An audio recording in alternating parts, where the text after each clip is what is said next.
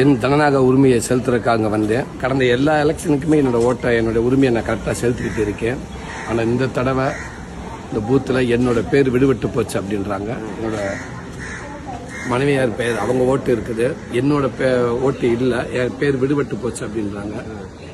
இருந்தாலும் 100% ஜனநாயக உரிமையை ஆற்றுறதுக்காக வந்தேன். அது நடக்கலையே அப்படின்றப்ப மனவேதனையாக இருக்குது. ஆற்ற முடியலன்னு நினைக்கிறப்ப ரொம்ப மனசு கஷ்டமாக இருக்குது. இது எங்கே யாரோட தவறு எப்படி தவறு நடக்குதுன்னு தெரியல. இருந்தாலும் ஓட்டு போட்டுக்கிட்டு ஓட்டு போடணும்னு சொல்கிறத விட ஓட்டு போட முடியலன்ற வேதனையோடு நான் சொல்கிறேன். தயவுசெய்து எல்லாமே 100% ஓட்டு வாக்களிச்சிருங்க. அது நம்மளுக்கு ரொம்ப முக்கியம், நம்ம நாட்டுக்கு நல்லது. தவறாமல் எல்லாரும் அவங்க வாக்கை செலுத்திடுங்க. நான் அடுத்த எலெக்ஷனுக்கு கண்டிப்பாக என்னோட வாக்கை செலுத்த நம்புகிறேன். நன்றி.